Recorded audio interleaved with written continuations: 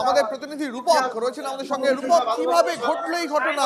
ভোটাররা অভিযোগ করছেন খোলা অবস্থায় ভোটের বাক্স পড়ে রয়েছে। একদমই তোমাকে বলে রাখি, আজকে কিন্তু 9:30 সময় থেকে এই ভোট গ্রহণ প্রক্রিয়া শুরু হওয়ার কথা ছিল বালুরঘাট ললিত মোহন আদর্শ উচ্চ বিদ্যালয়ে, কিন্তু নির্দিষ্ট সময় প্রায় 1 ঘন্টা পর থেকে কিন্তু ভোট গ্রহণ প্রক্রিয়া শুরু হয়। কিন্তু ভোট গ্রহণ প্রক্রিয়া শুরু হতেই কিন্তু অভিযোগ ওঠে যে ব্যালট বাক্সে যে ব্যালট পেপার দেওয়া হচ্ছে ভোট দিয়ে যে ভোটদাতারা ভোট দিচ্ছেন সেটা খোলা রয়েছে এবং সেখানে তালা নেই, তারপর সিল নেই, গালা কোনোটাই লাগানো হয়নি। যার ফলে যে সব ভোটাররা ভোট দিচ্ছেন তার কিন্তু গোপনীয়তা থাকছে না।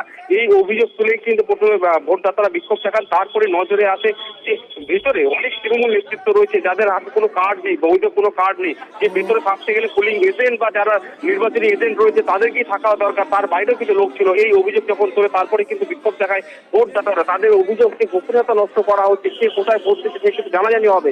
এরপরে কিন্তু ছুটে আসে ঘটনাস্থলে অবজারভার থেকে শুরু করে জেলা পুলিশ প্রশাসনের আধিকারিকরা, আসেন বিজেপির ক্যান্ডিডেট বিদ্যুৎ কুমার রায় সহ তৃণমূলের অন্যান্য নেতৃত্বরা। এরপরে কিন্তু পরিস্থিতি সামাল দেয় পুলিশ প্রশাসন, যে যারা ভেতরে ছিল সবাইকে বাইরে বের করে দেওয়া হয় এবং যে ভোট বাক্স যেটা নিয়ে অভিযোগ করছিল সেটা কিন্তু তালা মেরে গালা সিল লাগিয়ে দেওয়া হয়।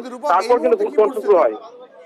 এখন পরিস্থিতি স্বাভাবিক রয়েছে, কারণ সেখানে সিএটিএফ ঢুকেছে এবং পুরো ঘটনাটায় এই ভেতরে যারা স্কুলের ভেতরে আগে যখন প্রচুর লোক ছিল তাদেরকে বাইরে বের করে দেওয়া হচ্ছে। এখন পরিচয় পত্র দেখিয়েই কিন্তু ভিতরে ঢুকতে দেওয়া হচ্ছে। এখন পুরো পরিস্থিতি স্বাভাবিক রয়েছে।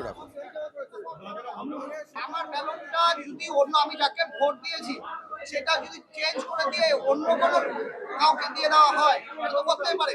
কারণ যখন কাউন্টিং হবে তখন গালাসিল সহকারে দেখে নিতে লাগবে সেটা গালাসিল আছে কিনা।